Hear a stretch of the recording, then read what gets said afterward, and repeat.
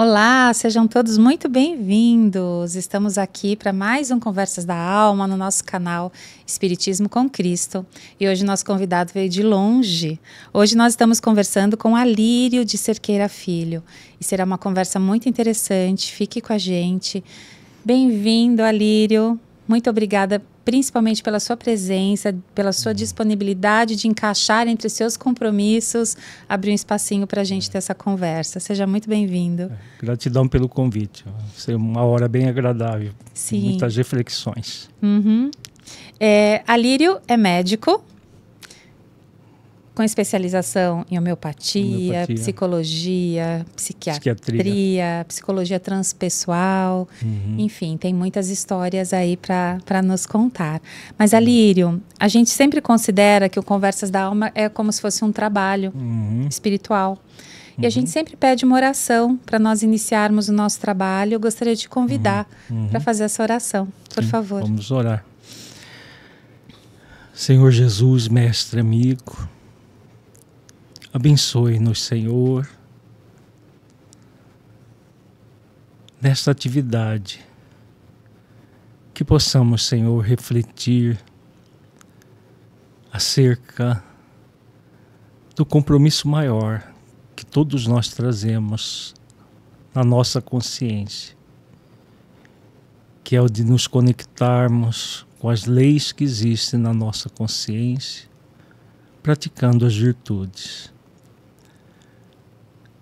Sê conosco, Senhor, nesse ideal, que possamos, nestes momentos, refletir sobre o sentido mais profundo da vida.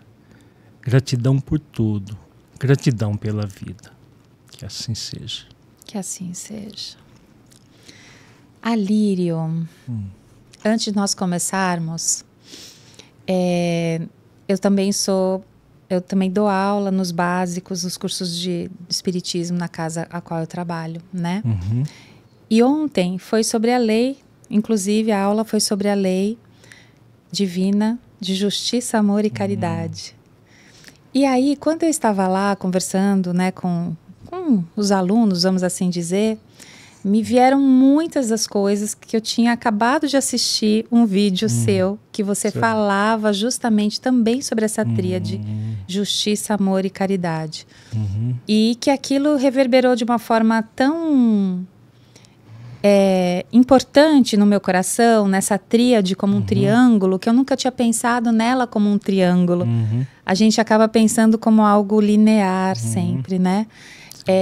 E o quanto essa base, né, ela é o fundamento, é a pedra fundamental de tudo. E que muitas vezes nós esquecemos dela. Isso. Mas, Alírio, conta pra gente um pouquinho quem é você, para que o nosso ouvinte aqui possa começar a se conectar conosco. Então, eu sou, como foi colocado, né, tenho profissão de médico nessa existência. Trabalho com homeopatia, psicoterapia, com uma visão espiritualista da vida. No movimento espírita eu estou desde 1980, praticando, comecei na Mocidade Espírita, depois ocupei vários cargos na Federação Espírita do Estado de Mato Grosso e hoje eu estou na área do Projeto Espiritizar. É uma assessoria que a diretoria tem, e o Projeto Espiritizar é um projeto que nós desenvolvemos há uns 20 anos, começamos a desenvolver, a partir de uma sugestão da mentora Joana de Ângeles, que nos legou ela colocou o Espiritizar como uma tríade também: qualificar, humanizar e espiritizar. E nós sentimos a importância disso e desenvolvemos todo um projeto para o movimento espírita com essa característica de qualificar o trabalhador espírita, humanizar, porque muitos centros espíritas funcionam de uma forma muito intelectualista, fria, sem um envolvimento das pessoas como deveria ser. Então, humanizar é humanizar as nossas relações conosco e com o público que vem até o centro espírita, né? Não os trabalhadores e as pessoas que são recebidas, um caráter mais humano. E o espiritizar é aproximar o movimento espírita da doutrina, porque ao longo do tempo o movimento se afastou da doutrina, principalmente das bases kardecianas. Então existe hoje muitos centros espíritas que só têm espiritismo no rótulo e a doutrina mesmo não é vivenciada ali. Então esse projeto nós desenvolvemos, temos um canal no YouTube que tem outros trabalhos lá, mas a maioria são do projeto Espiritizar, né? O Fente Play, quem quiser conhecer mais, aprofundar nos conteúdos, temos muito material nessa tríade. Vários materiais de qualificação do trabalhador, como trabalhos do atendimento fraterno, de reuniões mediúnicas, vários seminários sobre atividades mediúnicas. Temos sobre exposição espírita, o trabalho social, né? Fora da caridade não há salvação, temos 3 seminários, isso tudo na vertente qualificar. Na vertente humanizar, temos vários seminários para trabalhar a saúde do espírito, a pessoa conectada consigo mesma, com a essência divina que todos nós somos, nesse contato com as leis da nossa consciência e o desenvolvimento das virtudes que nos libertam de doenças físicas, emocionais e principalmente das doenças espirituais como orgulho, egoísmo, né, inveja e outros sentimentos. E o Espiritizar nós temos também vários seminários que trabalham essa proposta de conexão do movimento com a doutrina e o sentido do trabalho espírita nas nossas vidas. Então nós desenvolvemos isso começamos tem mais de 20 anos e temos várias obras, além do canal na Fente Play. Já do Espiritizar nós estamos com 60 obras publicadas, né, dentro de cada uma com essas características. E em termos de seminários devemos ter uns 150 seminários disponíveis. E Alírio, começou lá, né, no Mato Grosso, de onde você vem. Mas eu, na verdade, por exemplo, eu só tive acesso, só conheci o Espiritizar pela Madalena, vocês não estão vendo, mas a Madalena está escondidinha ali, né, que nós já conversamos com ela. E eu só conheci esse projeto, né, por meio dessa conversa que eu tive com a Madalena. Algo que eu sinto muito entre as casas espíritas é que não há uma comunicação eficiente sobre trabalhos belos que são desenvolvidos às vezes em algumas casas, né? Sim. Com uma temática, com outra temática, que nem vocês que já estão há 20 anos desenvolvendo esse projeto, vamos assim dizer, e que a falta da comunicação faz com que as pessoas muitas vezes nem saibam da existência para acessar, né?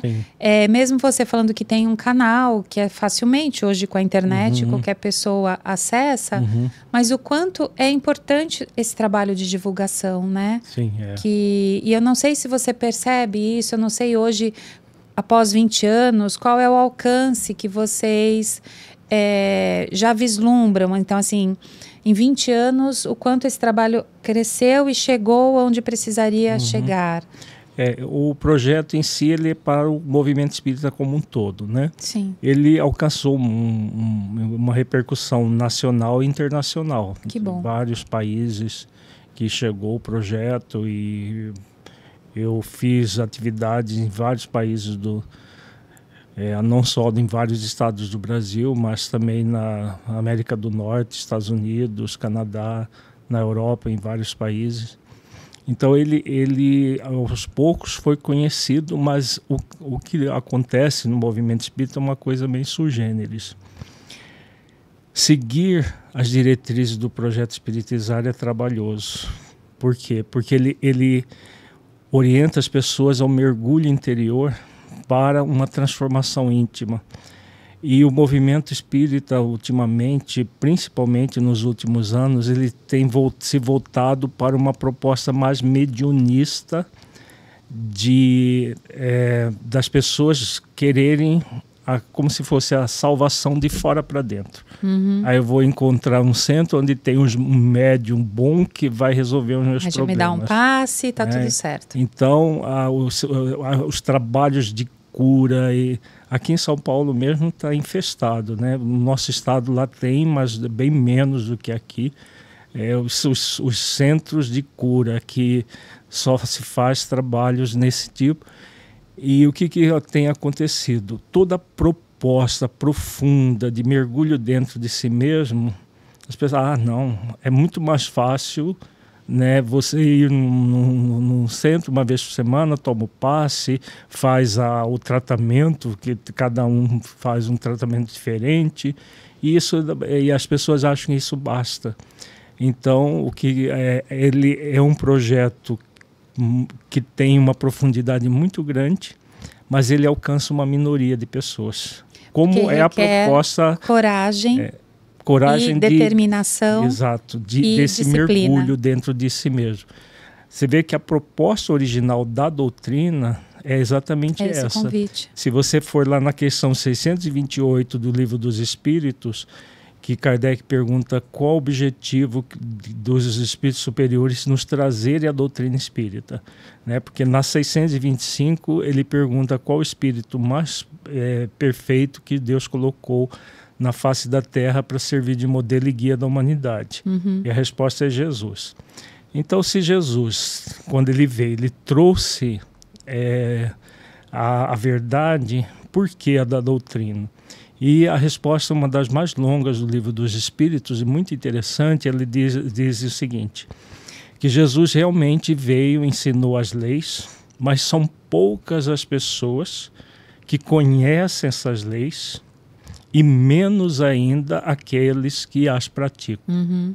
Então, eles dizem, a nossa missão é de ensinar essas leis e de desmascarar aqueles que vivem, né, da religião e fazem da religião um processo de hipocrisia. Veja, essa resposta tem mais de quase 170 anos. E são poucas as pessoas que mergulham profundamente naquilo que os benfeitores colocam ali. Então, o projeto Espiritizar ele tem como objetivo exatamente o que está lá na questão 628. E, infelizmente, é uma minoria que busca isso. Porque há aquela facilidade da salvação feita pelo assistencialismo. Existem dois movimentos dentro do movimento, aliás, três. Existe o intelectualismo, que as pessoas que só estudam intelectualmente o conteúdo. Existe o movimento mediunista, que é os médios de cura, de trabalhos de tratamento, que existe muito.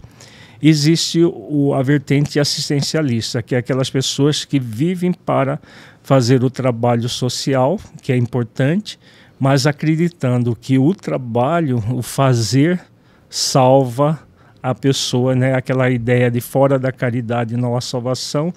E a caridade é entendida como assistencialismo. Caridade não é assistencialismo. E eu acho muito interessante isso que você fala, que você está falando, Alírio, porque é justamente isso. As pessoas acham que, por elas estarem exercendo a caridade, isso eu penso que é inconsciente, né? Não é nada consciente.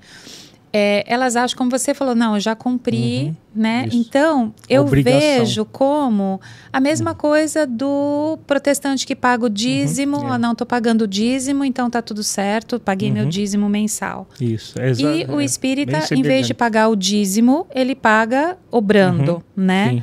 Só que o convite da reforma íntima, da autorreflexão, da sua evolução enquanto espírito, que é para isso que nós estamos aqui, realmente ela fica em segundo plano. Fica em segundo plano, né? No item Os Bons Espíritas do Evangelho, né, o texto de Kardec, ele fala: reconhece o verdadeiro espírita pela sua transformação moral e pelos esforços que ele faz para domar as suas más inclinações. Essa orientação, que é claríssima, está esquecida no movimento. Então, as pessoas ficam ou uma dessas vertentes, porque elas são todas muito fáceis, né? Então eu me aprimoro intelectualmente, fazendo estudos um atrás do outro, só que estudos intelectuais que não trazem a pessoa para o sentir o significado daquilo na própria vida, né? Que aí fica um estudo intelectualizado que informa as pessoas do conteúdo espírita, mas não gera transformação, porque não passa pelo sentir. Porque todo o processo de transformação, ele começa na informação, que é importante, sim. Depois ele entra na formação, que é o movimento da pessoa trazer aquele conteúdo para dentro da própria vida, para senti-lo no coração. Aí acontece a transformação moral que Kardec fala. Então, essa vertente do movimento que fica só em estudos intelectuais, elas mantêm as pessoas dentro do movimento, mas de forma morna, de uma forma superficial. O mediunismo é pior ainda, porque é aquela ideia de que basta eu frequentar aqui, fazer os tratamentos e pronto, a minha vida está salva. O assistencialismo é aquela pessoa que acredita que fazendo coisas, né, exatamente o que você falou, troca o dízimo, as coisas materiais das outras religiões cristãs pela mão de obra. Então, a minha mão de obra eu dou cesta básica, isso está me salvando. Isso é ilusório, porque todo o processo real de transformação passa por esse mergulho íntimo, né? Aquilo que a gente chama de saúde espiritual. A saúde do espírito é trabalhando para que ele se torne uma pessoa melhor. Né? Um dia, como Jesus ensina, né? Ele diz assim: não vos inquieteis com o dia de amanhã, porque o dia de amanhã cuidará de si mesmo. A cada dia basta o seu fardo. Então todos nós que estamos encarnados temos um fardo a ser carregado dia após dia.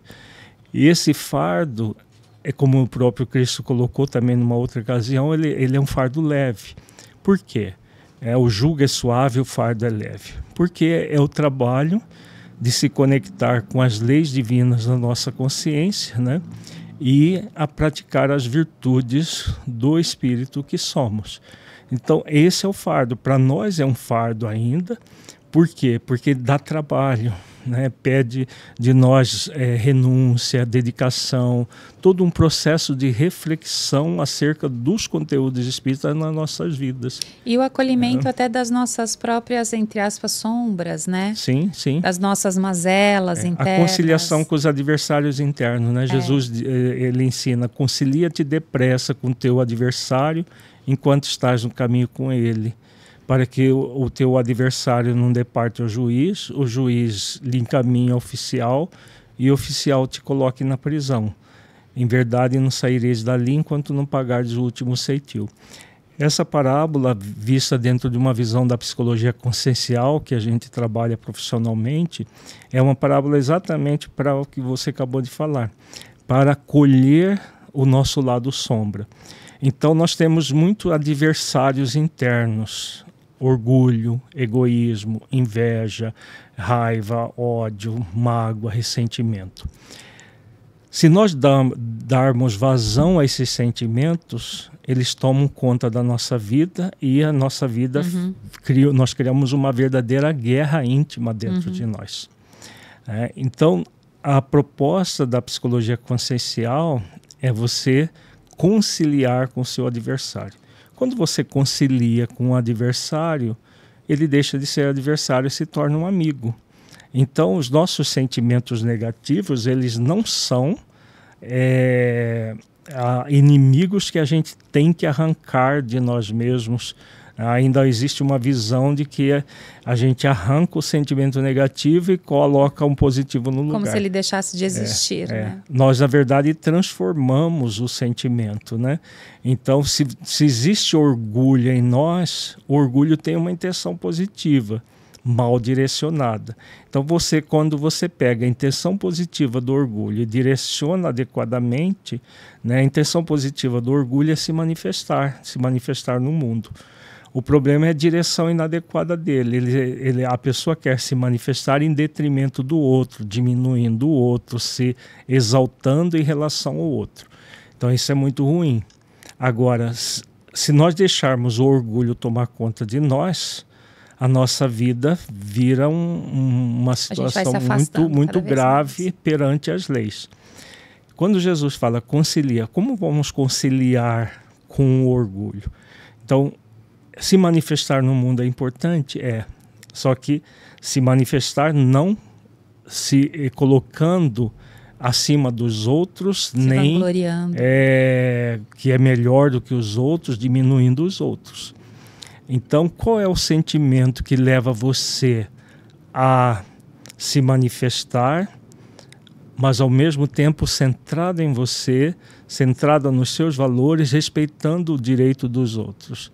Esse sentimento se chama humildade. Então, a humildade é uma virtude bem interessante. Ela é uma virtude que a pessoa tem o senso da sua pequenez e da sua grandeza. Grandeza em termos de potencial. Nós temos o potencial do Espírito Crístico em nós. Quando Jesus fala, eu sou manso e humilde de coração. Quem olha de fora na aparência parece que Jesus é pedante. Como que ele é porque a humildade é essa virtude que ele se posiciona, mas sem diminuir ninguém, mas se posiciona no mundo. Então a grandeza da humildade. E ela tem a pequenez no sentido de que, diante de um universo incomensurável, nós somos um grãozinho de areia. Então, quando a pessoa tem o que ela faz? Ela faz o processo que Kardec fala. Doma as más inclinações. Então, o orgulho é uma má inclinação, a humildade é uma virtude. Então, eu vou fazer o trabalho de entender que existe o orgulho e vou fazer exercícios para humildar o orgulho. Então, não vou arrancar o orgulho dentro de mim, porque não é possível. Mas, a partir do momento que eu vou humildando o orgulho vai diminuindo e a humildade vai aumentando. E é assim que a gente vai evoluindo. Né? Então, a proposta do espiritizar é exatamente essa, da pessoa se acolher quem ela é e como ela está. Então, quem nós somos? Todos nós somos espíritos imortais, filhos de Deus, aprendizes da vida nesse momento evolutivo que nós estamos. Como nós estamos? Com uma série de imperfeições, uma série de inclinações más, como Kardec coloca. Então você se acolhe no pacote completo.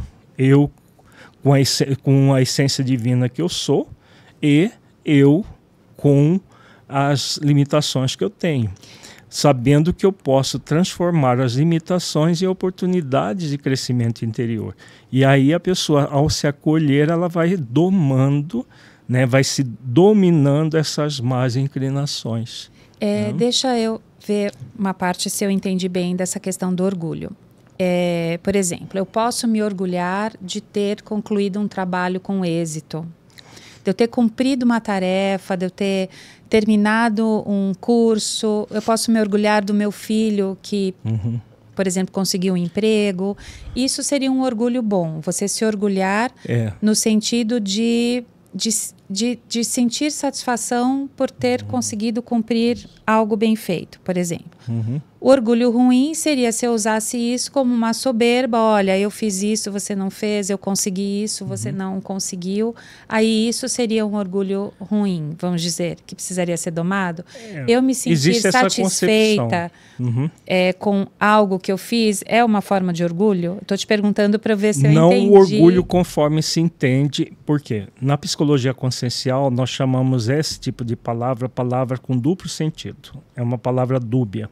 Tá. Então, existe orgulho, entre aspas, no mau sentido e orgulho no bom sentido. Eu queria que você falasse um pouquinho mais do bom sentido. O que nós preconizamos é que nós tenhamos palavras certas para sentimentos certos. Tá. Por quê? Porque a nossa tendência, pelas características nossas, quando você ouve uma palavra, quando você ouve a palavra orgulho, só ela, a tendência de você pensar no lado negativo. Então, ela tem um peso negativo. Então, o ideal é utilizar a palavra que você usou lá no final. Eu sinto satisfação do meu filho estar bem, de ser uma boa pessoa, porque eu dei uma boa educação. Satisfação não tem duplo sentido. Tá. Então, eu sinto satisfação nos esforços que eu tenho feito para me melhorar, né? Veja que quando a pessoa usa a palavra certa para o sentimento certo, não tem duplo sentido. Agora, quando você usa uma palavra que tem esse duplo sentido, sempre vai ficar um quezinho que toca o nosso ego. Então, o ideal é tipo discutir. Se eu falar para você, olha, eu vi duas pessoas discutindo ali no saguão daqui dessa galeria. O que você pensou? Que eles estavam brigando. Que eles estavam brigando. Não, mas não, eles não estavam brigando. Eles estavam discutindo um plano de trabalho que... Veja que a palavra, ela remete você ao negativo primeiro. Então, o ideal é você sempre usar as palavras. Então, não, em vez de discutir, não, eles estavam dialogando sobre um plano de trabalho que eles vão realizar. Dialogar não tem sentido dúbio. Então, o ideal é que a gente use as palavras dessa forma, só com um sentido positivo. E as com duplo sentido deixa só para coisa negativa mesmo. Entendi. E isso já é uma boa dica para a gente começar a trabalhar desde que com os filhos, com as crianças, de nomear os sentimentos, de nomear as ações, né, de colocar os famosos pingos nos is, porque senão existe realmente essa generalização. E aí que surgem os grandes problemas de comunicação e as desavenças, né? Porque não se comunicaram direito, não externalizaram direito seus sentimentos, suas sensações, enfim. E aí vai gerando tudo isso. A gente falando ainda um pouquinho mais do espiritizar, que você falou também do qualificar, né?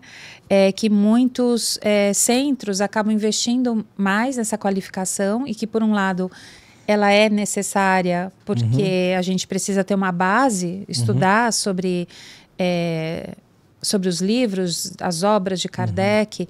E aí você citou que cada vez mais nós estamos nos afastando do que seria a raiz, né? Do que os livros trazem como ensinamento.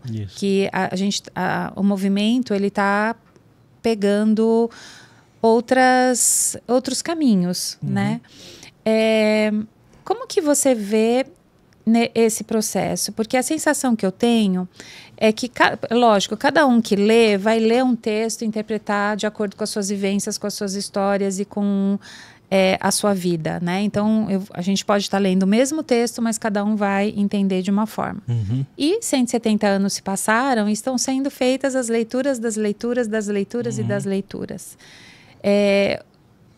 Como você vê esse movimento, assim, que a gente voltasse para o trilho, entendeu? Porque a sensação que eu tenho é que a gente vai abrindo um leque e aí a gente tem que voltar para o que seria para a raiz. Assim como aconteceu com o cristianismo, né, que foi modificando e hoje as igrejas, que são construções humanas, assim como o movimento espírita é uma construção humana também, como que a gente volta, né? Como que a gente não se perde desse caminho? A volta às origens é exatamente o objetivo da doutrina. Você tocou num ponto muito importante.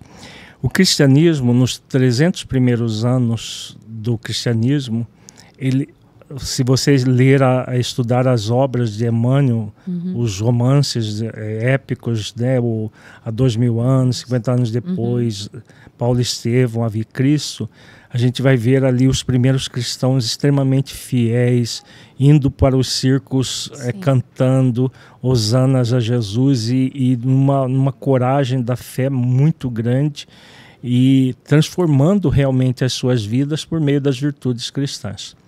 Depois que o cristianismo se tornou catolicismo romano, ele foi superficializando cada vez mais, porque uniu-se o cristianismo ao paganismo romano, criou-se a casta sacerdotal e tudo mais. No livro A Caminho da Luz, Emmanuel explica toda essa mudança. E aí o que aconteceu? Ao longo do tempo foi se superficializando a doutrina. Jesus, já antevendo isso, no sermão profético ele fala de tudo que aconteceria, e também quando ele fala da promessa do Consolador, ele diz que o Consolador viria para restaurar tudo aquilo que ele tinha dito e dizer algumas coisas que ele não tinha dito naquele momento por falta de conhecimento da humanidade. Então, o objetivo da doutrina é voltar àquele cristianismo lá dos primórdios que era muito profundo. A doutrina tem esse objetivo. O movimento, como você mesmo disse, ele é feito por seres humanos imperfeitos. Qual que é a tendência assim, comum do ser humano? É de superficializar as coisas. Fazer o caminho mais fácil. O caminho mais fácil, aquilo que basta... Né? Então, nas religiões tradicionais, você frequenta um culto uma vez por semana, tem a casta sacerdotal, os pastores, que são remunerados para fazer o serviço espiritual, e aí você se submete, cada religião tem os seus preceitos, então a pessoa está quites com aquilo. Há uma tendência de trazer isso para dentro do movimento espírita, né? E isso que é o nocivo, porque a grande parte das pessoas no movimento acha que se frequentar o centro uma vez por semana, tomar passe, fazer o tratamento ou fazer um estudo intelectualizado, pronto, isso está bastando. Com a diferença, ainda com a vantagem, entre aspas, porque não precisa pagar nada, né? As pessoas, os dirigentes, os médios oferecem tudo gratuitamente. Sim. Que é o comum, né? Apesar que tem muitos que vendem também, mas o comum é oferecer tudo gratuito. E aí o que acontece? Essa superficialização afasta o movimento da doutrina. O movimento, o espiritizar, foi criado exatamente para fazer o caminho de volta. Aquilo que nós tínhamos na Sociedade Espírita de Paris, nos primórdios do Espiritismo, era um trabalho do ponto de vista intelectual muito profundo, mas intelecto moral, como Kardec sempre fala, né? Todo trabalho verdadeiro é intelecto moral. Trabalhar o conhecimento, mas também o sentimento, aprofundar nos valores cristãos. Então, isso que está faltando. É preciso cada vez mais nós mergulharmos nisso que é essencial. Por quê? Senão nós vamos ter um movimento que não leva avante o grande objetivo da doutrina, que é restaurar o cristianismo lá dos primórdios, aquela fé pujante, a renúncia, a dedicação, a humildade, a simplicidade cristã, uma série de valores que Jesus nos ensinou e que foram esquecidos ao longo do tempo. Quando veio a doutrina, esses valores foram trazidos por Allan Kardec, mas aos poucos a tendência de ir para a superficialidade está tomando conta do movimento, infelizmente. Né? Temos tudo para não fazer isso, Mas se não cuidarmos, nós vamos fazer isso com o movimento, superficializando, a ponto de ser uma religião a mais, competindo com as outras. E aí vai perder todo o objetivo inicial, né? Eu penso assim, assim, ao mesmo tempo que é um movimento que está crescendo no mundo todo, no Brasil, né? Ainda percentualmente, pelo IBGE, é uma das que tem menos integrantes, vamos assim falar, né? Mas, por outro lado, é a que mais está crescendo, ou seja, cada vez mais temos mais adeptos ao espiritismo, até penso eu, porque ele traz respostas que muitas outras não trazem.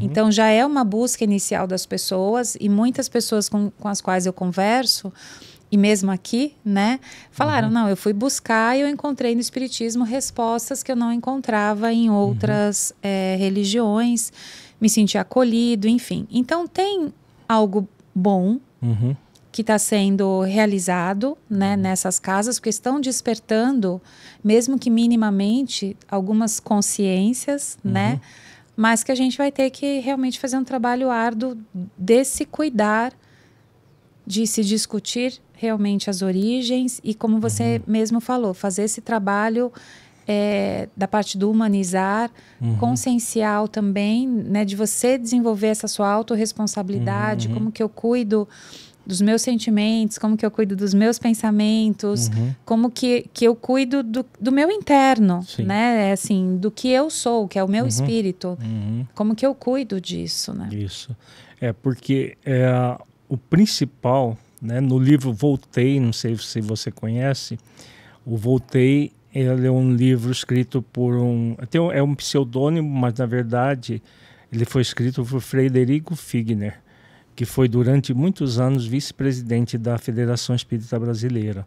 Frederico Figner, ele era dono da Odeon, aquela empresa de disco ele era milionário porque ele criou essa empresa de disco, era a única durante muito tempo, então ele ficou milionário com essa empresa. E ele era espírita, praticante e tudo, e participou durante muito tempo na Federação Espírita Brasileira. Chegou a vice-presidente, não chegou a presidente, mas chegou a vice. E ele diz, né, que ele doutrinava espíritos, ele oferecia aceites básicas. Ele era aquele espírita padrão que faz tudo que se preconiza no movimento espírita, mas quando ele desencarna, ele tinha muitos méritos do ponto de vista do bem que ele fez para fora, mas ele foi socorrido por Dr. Bezerra de Menezes, que numa missão ele juntou vários desencarnados para levar para uma região, passando pela região umbralina, inclusive. E ele conta no livro Voltei, pelo Chico Xavier, né, que ele ficou muito agastado, muito incomodado, porque ele não emitia luz nenhuma. O perispírito dele é extremamente opaco. Ele achou que iria voltar para o mundo espiritual como um espírito altamente evoluído, uma coroa, e iluminado. E ele ficava com inveja, né, de uma professora primária que fez parte do mesmo grupo dele, de socorristas, que do coração dela saía luz, o tempo todo saía luz. Inclusive, ela ficava incomodada porque os outros eram todos opacos, a única iluminada era ela. Ela tentava diminuir um pouco a luz, né? E ele falava, mas eu era vice-presidente da FEB, isso. E uma professorinha do interior, inclusive ela não era nem do Rio de Janeiro, né? Ela foi trazida de uma cidade do interior, uma professorinha do interior, toda iluminada, né? Ele entrou em depressão, né? Fizeram uma homenagem para ele, ele começou a gritar que ele não merecia e tal. Ele mostra toda a saga dele. Já no prefácio do livro, ele diz assim, que ele iria trazer um alerta para os espíritas, né, dessa ideia de que fazendo tudo o que se deve fazer dentro do movimento, a pessoa já está salva, já está tudo maravilhoso. E que as coisas não são assim. Não são assim. Se não houver um esforço real de transformação moral, o que se faz fora, o bem que se faz fora, é bem. Sim, Nunca vai ser perdido. Mas o bem maior é aquele que nós somos convidados a realizar dentro de nós. Porque esse aqui é individual e intransferível. O bem de fora, qualquer pessoa pode nos substituir. Sim. Né? Se a gente desencarna, outra pessoa assume. Vai lá, vai distribuir cesta básica. Pode até fazer melhor do que nós. Sim. Agora, aqui dentro é individual e intransferível. Então ele fala no livro Voltei tudo isso, e ele fala que a maioria das pessoas não iria acreditar nele. E esse livro foi psicografado, se não me engano, em 1958. Ele já vai para 60 e poucos anos, né? 65, 66 anos. E até hoje as pessoas não... inclusive e a gente o maior choque dos espíritas, né? Que muitos vão, inclusive, para o umbral, que tem os relatos que dizem que o umbral que mais tem é espírita, né? Sim, tem muito. E a gente tem essa ilusão, na verdade. Acho que tudo isso... A ilusão, ela é o contrário da consciência mesmo, né? Profunda. Sim, então a gente fica se iludindo e, na verdade, o que a gente precisa é ter essa consciência até dos nossos limites, né? Nós somos convidados a nos acolher e transformar gradualmente, né? Nós escrevemos um livro, né? E o Voltei fez parte desse livro, chamado Consciência Espírita. E o objetivo é exatamente essa consciência do sentido maior da doutrina nas nossas vidas. Enquanto nós ficarmos voltados para fora, nós podemos gerar muita filantropia, mas vai ficar parcial o processo. Né? O ideal é trabalhar dentro e, a partir de dentro, a gente ir ao encontro do outro, porque é um dever né, consciencial que todos nós trazemos, de não ficar preso a si mesmo.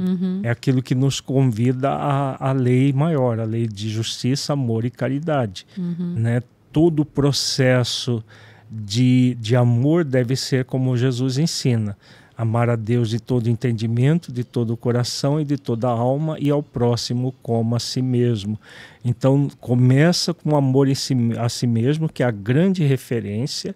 A partir desse amor a nós mesmos, nós nos conectamos com a essência divina que somos, conectamos com Deus para entender as leis de Deus que estão na nossa consciência, que é o símbolo que Jesus diz, né? Amar a Deus de todo entendimento. Entender a principal herança que Deus nos ofereceu, que é as leis da nossa consciência. Amar a Deus de todo o coração, sentir essas leis dentro de nós, sentir essa proximidade com Deus. E amar a Deus de toda a alma, vivenciar esse amor dentro de nós.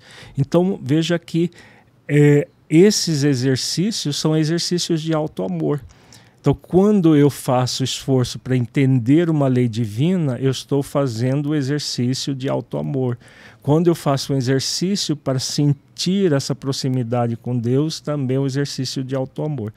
Então, quando eu me preencho de auto-amor, o que vai acontecer? Não é possível uma pessoa preenchida de auto-amor ficar fechada dentro de si mesma. Ela vai ao encontro do próximo. Vai ser essa professorinha de luz. Naturalmente, ela vai ao encontro do próximo. Por quê? Porque é consequência. Você se preenche e não é eu vou ficar todo preenchido, aí depois... Não é assim. É simultaneamente. Sim. Mas é preencher esse vazio. Porque no movimento, o que acontece? As pessoas tentam preencher o vazio com as coisas de fora e nunca preenche, porque é o auto-amor que preenche. Então, a dimensão amor da lei maior é isso, você fazer esforços nesse sentido. E isso tem a ver com a justiça, porque a justiça é o quê? A justiça de Deus aparece na questão 115 do Livro dos Espíritos, quando Kardec pergunta se Deus criou os espíritos bons e maus. E a resposta é que não, que Deus criou todos os espíritos simples e ignorantes e a cada um deu uma missão de conhecer a verdade para nos aproximarmos dele, né? Então, com isso nós vamos conquistar a pura e eterna felicidade. Então, o que a dimensão justiça preconiza? Que todos nós temos o direito de sermos felizes. Nós fomos criados para sermos felizes. Agora, o maior, esse direito só vai ser cumprido, vai ser conquistado, melhor dizendo, cumprindo o maior dever, que é ser feliz também, né? Então, a justiça é feita de deveres e direitos. E como que acontece o dever de ser feliz? Pela prática do amor e da caridade. Então, o amor começa em nós mesmos para ir ao próximo como a nós mesmos. E o amor a Deus dentro desse princípio de conexão profunda com Deus dentro de nós. Aí temos a caridade. A caridade ela é preconizada pelo Cristo quando ele diz: fazais aos outros aquilo que gostaria que fosse feito a si. Essa é a essência da caridade. Não é dar coisas materiais. Né? Porque no próprio Livro dos Espíritos, quando Kardec pergunta como que é a caridade conforme entendia Jesus. E a resposta é benevolência para com todos, indulgência para com as imperfeições alheias, perdão das ofensas. E não coloco nada material. Então é fazer aos outros aquilo que gostaríamos que fosse feito a nós.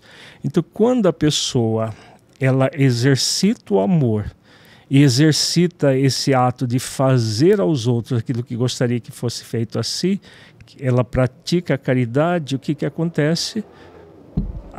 O resultado é a felicidade, porque é o direito que nós temos de usufruir a prática do amor e da caridade. Então, quando nós compreendemos isso e praticamos isso no dia a dia, no limite das nossas forças, como nos preconiza a questão 642, que nós todos temos o dever de praticar o bem no limite das nossas forças, é isso que é o principal. Ninguém pode fazer isso por nós, né? Tudo mais, ele é complemento, né? Nós chamamos isso de programa existencial.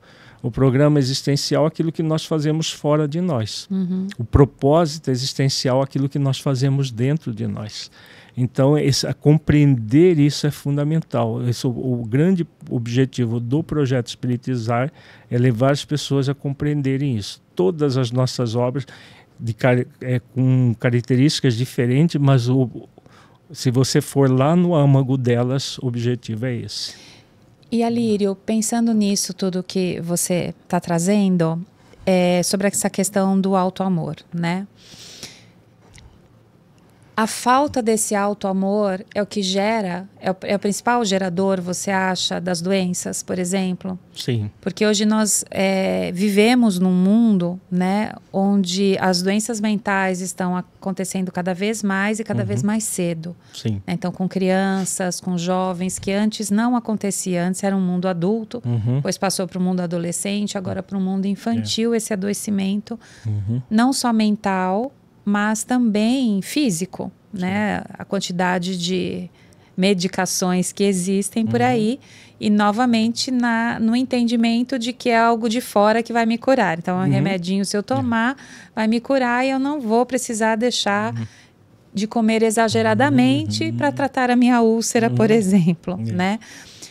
E aí, eu entendendo essa questão de auto-amor também como autorresponsabilidade, eu gostaria que você falasse um pouquinho dessa questão da doença e da cura, dessa relação, que a gente começasse a conversar um pouquinho sobre isso, porque, na verdade, tudo está interligado. Então, aparentemente, a meu ver, uma pessoa que tem essa consciência maior de si, que tem esse auto-amor desenvolvido, né? Que ela vem desenvolvendo esse auto-amor, ela teoricamente teria mais chances de um adoecimento.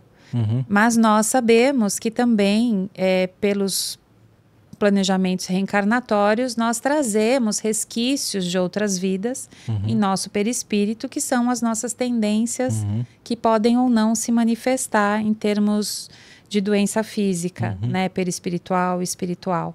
E aí eu queria que você comentasse um pouquinho sobre isso, o seu olhar tanto médico quanto espírita e de todos esses anos de estudo nessa área, né? Para que as pessoas pudessem começar a refletir sobre as suas próprias doenças. Isso. O que nós temos percebido com as pesquisas que fazemos com a psicologia consciencial, que hoje em dia está se desenvolvendo muito e cada vez mais amplamente as doenças de falta de sentido. O que é uma doença de falta de sentido? O sentido existencial da vida, né, o grande sentido é exatamente o amor a si mesmo e o amor ao próximo como a si mesmo. Se nós fôssemos resumir, é o grande sentido, o fazer aos outros aquilo que gostaria que fosse feito a si. O amor e a caridade, juntamente com a justiça da tríade. Isso gera sentido, produz sentido e faz com que a pessoa esteja harmonizada consigo mesma. O que tem acontecido? A humanidade está se distanciando cada vez mais desse sentido existencial. A humanidade como um todo, inclusive muita gente espírita, tem espírita se suicidando, que é parece um contrassenso. Sim. Como que uma pessoa que sabe que não existe morte se suicida? Porque o nível de desespero que elas chegam, por causa dessa superficialidade que se vive no movimento, a pessoa frequenta centro espírita, mas a doutrina não está dentro dela. Então o que tem acontecido? Um aumento das doenças de sentido. Depressão, ansiedade generalizada, transtorno do pânico, fobias, transtorno bipolar, toque, várias doenças de caráter mental e emocional que são doenças de ausência de sentido, porque essa falta do exercício do amor a si mesmo, do amor ao próximo, do fazer aos outros aquilo que gostaria que fosse feito a si, vai gerando uma aridez interna, um vazio existencial muito grande e dependendo das tendências que a pessoa traz do seu passado, uns vão desenvolver depressão, outros ansiedade, outros vão desenvolver toque e cada pessoa desenvolve as doenças que têm as tendências. Mas todas elas têm esse fio condutor comum, que é uma ausência de sentido existencial.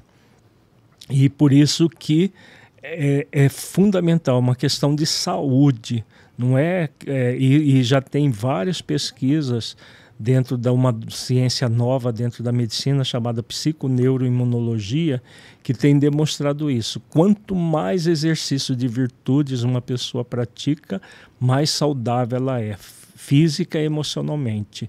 Quanto maior a religiosidade, existe hoje pesquisas que mostram que existe religiosidade intrínseca e religiosidade extrínseca. A intrínseca é a pessoa comungando com ela mesma. Existe religiosidade intrínseca em qualquer religião.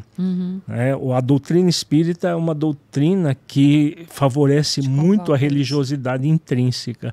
Mas tem muita gente, mesmo no movimento espírita, cultivando a religiosidade extrínseca, que é aquela religiosidade superficial só da aparência de frequentar um templo e pronto, né? Então, as pesquisas têm demonstrado isso. Quanto maior o exercício de virtudes, quanto maior a espiritualização das pessoas, quanto maior a religiosidade intrínseca, mais saudável a pessoa é. O contrário também é verdadeiro. Então, quanto mais distância dessa realidade, as pessoas vão ficando doentes, né, a ponto de pessoas com conhecimento espiritual se suicidarem, de desespero, de querer se livrar daquilo e muitas vezes entra num processo obsessivo também, né, e a pessoa acredita que matando o corpo vai se livrar daquilo. E eu já tive uma pessoa com conhecimento espírita que chegou no consultório e disse assim: eu estou pensando em me matar. Eu falei, mas você é uma pessoa que tinha um conhecimento razoável, você sabe que não existe a morte. Aí ele disse assim, não, no meu caso vai ser diferente, porque como eu já tenho bastante conhecimento, os benfeitores já me falaram que, olha o nível de ilusão da pessoa. Eles me falaram que vai ser um sofrimento muito rápido e eu vou ser acolhido exatamente porque eu tenho conhecimento. Então, eu já sei tudo o que vai acontecer, né? Ou seja, as pessoas querem uma tábua de salvação o tempo todo, uma pílula externa, ou algo externo. Isso. E quando que o remédio melhor está dentro de si mesmo. Exatamente. Né? E aí, como elas não encontram facilmente aquilo que gera a transformação interior, o suicídio é aventado como uma coisa que vai resolver o problema, né? E não resolve de forma nenhuma. Né? E por que tão mais cedo isso está acontecendo? Porque as crianças, se nós formos pensar na infância, as crianças elas são cheias, né, de vida, de energia, de curiosidade, de amor, né? Aquele amor natural que flui delas. O que nós estamos fazendo para já adoecer essas crianças que já estão entrando num nível de depressão, de ideação suicida, também de ansiedade? Vivemos, né? Assim, o que é essa panela de pressão? Hoje nós vivemos numa sociedade doente, né? Mas o que acontece é que estão reencarnando espíritos doentes. Nós estamos na chamada grande transição planetária, transição de planetas, expiações e provas para regeneração. Então estão reencarnando espíritos que já 100, 200, 300 anos não reencarnavam e que estavam numa dimensão espiritual, muitos deles chefes de falange. Então hoje tem muita criança com TDAH, né, com transtorno opositivo, que não aceitam regras de forma nenhuma. Eles eram chefes de falange e agora estão reencarnados, né, quando encontram uma sociedade em que tudo tem regras. O que acontece? Entra numa revolta e adoece, entra em depressão. Por quê? Porque querem mandar em tudo, querem fazer aquilo que eles faziam enquanto estavam desencarnados. E não é possível. Né? Às vezes pode até fazer dentro de casa, mas na escola tem regras, na vida como um todo tem regras. Né? Então tem acontecido muito isso. Né? Então crianças com autismo têm aumentado, com TDAH, com todas as doenças mentais têm aumentado exatamente por causa disso. Aí encontra uma sociedade hedonista, doente em si mesmo, os adultos são doentes, aí é um campo propício à ampliação de doenças em todas as faixas etárias, tem aumentado. As doenças mentais têm aumentado assim assustadoramente. Até para nós profissionais de saúde mental. A quantidade de pessoas depressivas que, puxa, assim, pessoas com conhecimento, tá falando, pessoas da saúde que também estão adoecendo. Não só da saúde, mas da sociedade, pessoas com conhecimento espírita, com conhecimento dessa realidade toda. E a pessoa não está trazendo isso para dentro da vida dela. E adoecendo de forma grave de depressão. Não é depressãozinha que passa rapidamente. Pessoas chegando em depressões moderada para grave. E não era para estar acontecendo isso. Se houvesse o esforço de desenvolvimento de virtude gerando saúde espiritual. Né? Porque quem está fazendo o esforço desse amor a si mesmo, de compreender Deus dentro de si, mergulhar nessa religiosidade intrínseca e realizar em torno de si, no próximo, mais próximo, na família, no seu trabalho, um trabalho voluntário, dar o melhor, não tem espaço para ficar doente. Não é possível. Porque não, é o que as pesquisas têm demonstrado. Quando essas pessoas ficam doentes, elas recuperam com muito mais rapidamente. Às vezes acontece, né, devido às condições de cada um, mas eles recuperam, a pesquisa mostra que elas recuperam mais rapidamente. Enquanto que as outras que não estão nem aí, elas adoecem gravemente. Né, e por causa das escolhas mesmo que nós fazemos. Né? Então, eu acho que a grande dica, né, porque a gente já também está quase finalizando, infelizmente, a nossa conversa, mas eu acho que a grande dica para todo mundo começar a pensar é: se a doença nasce no espírito, né, depois ela se manifesta no corpo perispiritual, depois no corpo físico, a cura também começa pelo espírito, para depois ir para um perispírito e para um corpo físico. Então, que não adianta a gente achar que os remédios vão nos curar. Né? Os remédios vão nos ajudar a sair de uma situação, porque às vezes você precisa desse apoio da medicação, você precisa, mas novamente, desse apoio. Isso. Mas a sementinha, a raiz, né, da doença, ela não vai ser curada nesse sentido, né? Exato. Você pode trabalhar os sintomas, você pode amenizar os sintomas, né? A medicação pode te dar um up, né? Vamos assim falar. Mas a verdadeira cura, então, está no amor próprio. Sim. Né? No auto-amor, que eu prefiro falar também auto-amor do que amor próprio. Amor próprio é sinônimo de orgulho. Então é melhor auto-amor. Auto-amor. Então, exatamente porque qualquer processo que venha de fora para dentro, né? Então eu trabalho com isso. Então eu trabalho com o remédio homeopático, psicoterapia, é uma ajuda que vem de fora para dentro. A ajuda que vem de fora para dentro tem os medicamentos psicotrópicos. Eu profissionalmente eu não trabalho com psicotrópico, é só homeopatia e psicoterapia. Eles ajudam a pessoa a se ajudar. Então é importante sempre lembrar, toda ajuda de fora é bem-vinda? Sim. Agora, são ajudas que ajudam a pessoa a se ajudar e não a resolver o problema dela. Então, devido à superficialidade, as pessoas ficam esperando que essas questões resolvam o problema dela. E aí não se permite aprofundar nas causas do problema, né? Porque é lei divina, lei de causa e efeito. Né? Tem muita gente que acha que a lei de causa e efeito é uma lei punitiva. Na verdade, é uma lei para nos proteger de nós mesmos.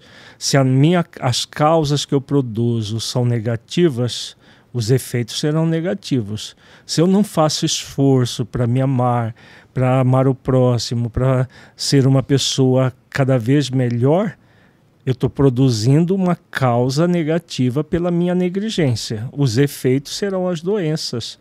Agora, se eu quero ser uma pessoa mais saudável, eu vou trabalhar nas causas. Se as causas estão dentro de mim, quando eu faço esforços para trabalhar as causas, produzindo causas benéficas, eu vou ter efeitos benéficos. Então, enquanto nós não compreendermos as leis divinas e trazermos essas leis para dentro da nossa vida, nós vamos ficar nessa superficialidade acreditando que tudo pode ser resolvido de forma superficial. Não é. Né? Enquanto o ser humano, isso serve para espírita e para não espírita. Enquanto não se compreender que existem leis que organizam todo o universo, leis físicas para o mundo físico, né? E leis morais para essas questões interiores do ser, nós não compreendermos isso e aplicarmos, né? Compreender isso de forma profunda e aplicarmos, enquanto não fizermos isso, o resultado é o que está aí. Né, no mundo cada vez mais conturbado, violência, doenças mentais ampliando, né, ausência de sentido e tudo mais que nós temos no mundo.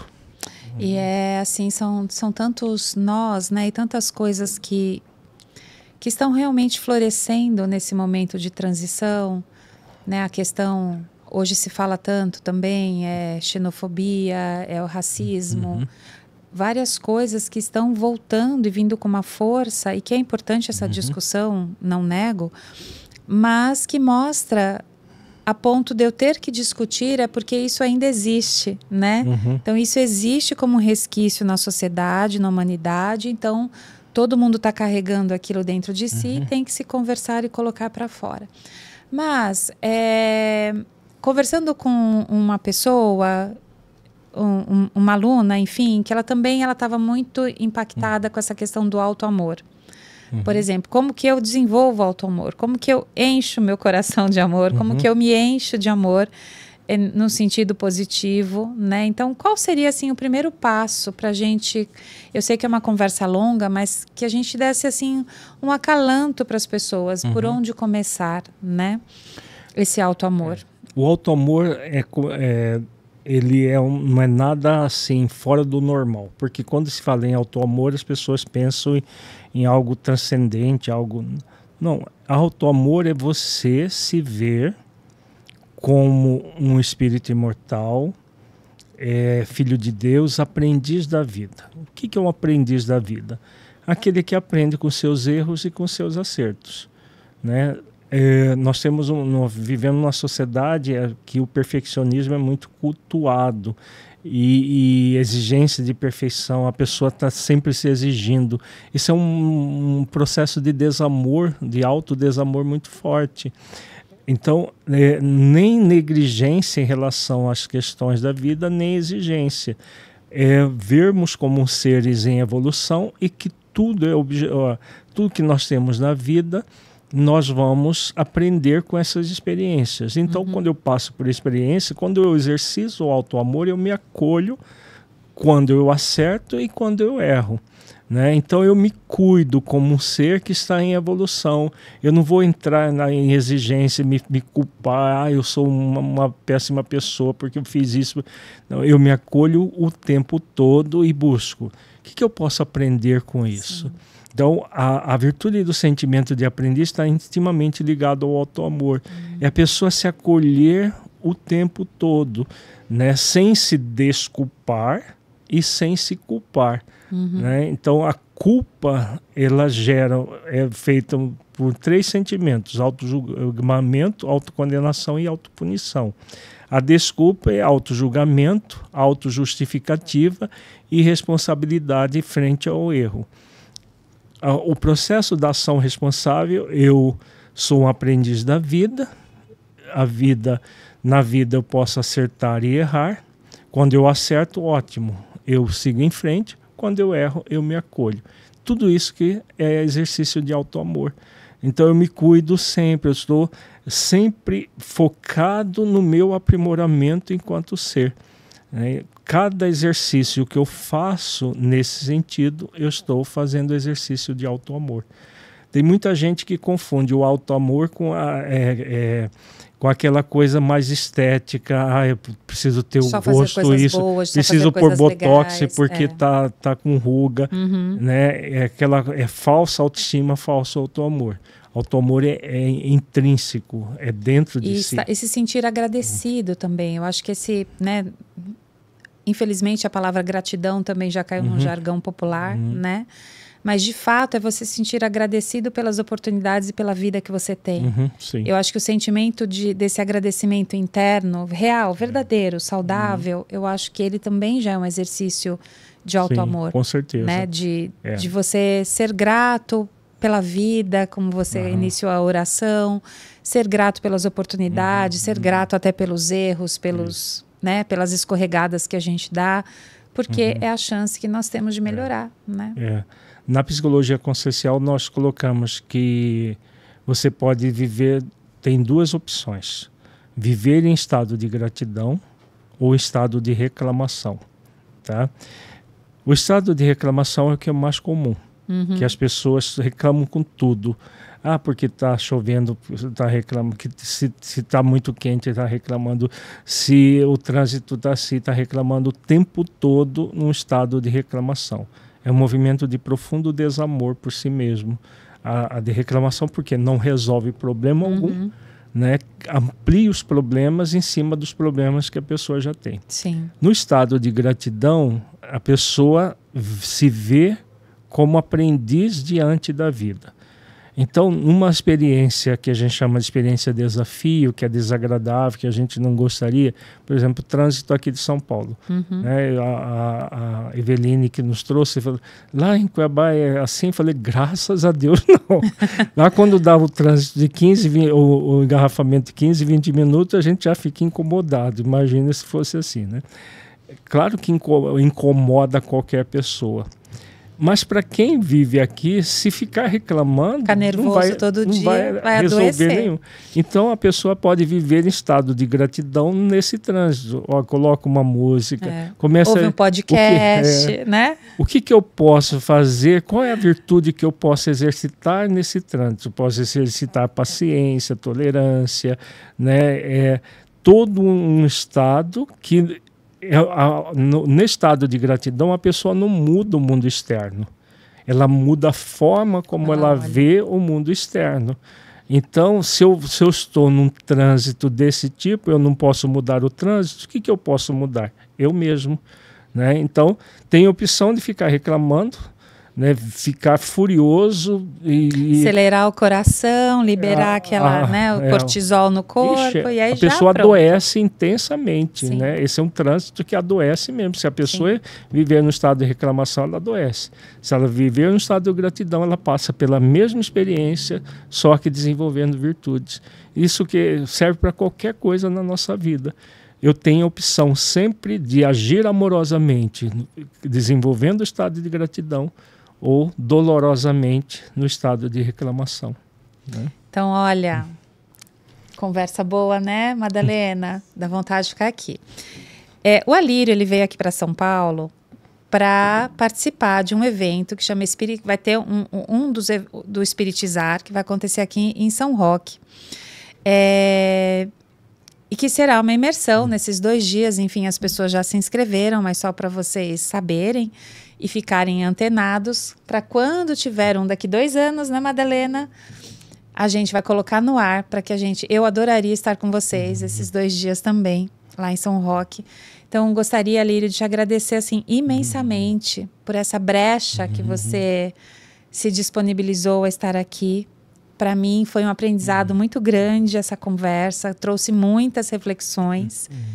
E eu espero que quem também aqui nos assistiu, ficou conosco, que também possa sair com esse incômodozinho, né? Com esse grilo falante, igual na historinha do Pinóquio, que vai ficar lá falando na sua orelha um tempinho, para que a gente se torne um menino de verdade, igual o Pinóquio, né? Eu gosto muito de usar os desenhos infantis, mas que a gente desenvolva, assim, esse nosso auto-amor. Eu acho que essa que é a chave realmente para tudo. E como você disse, é simples. É simples. É o jeito que a gente olha. Né? Então, eu acho que agora o convite é a gente trocar a lente do óculos, mudar a lente e começar a enxergar as coisas na nossa vida de outra forma. Isso é um exercício que exige atenção, disciplina, né? Coragem, vontade. Então, fica aqui o convite. Então, gostaria de te agradecer, Alírio. As portas estão sempre abertas. Quando você quiser voltar aqui por São Paulo, passe aqui para o nosso Conversas da Alma. Muito obrigada, viu? Gratidão pelo convite. Muita paz para todos. Obrigada. Obrigada e bom espiritizar para vocês no fim de semana. Gratidão.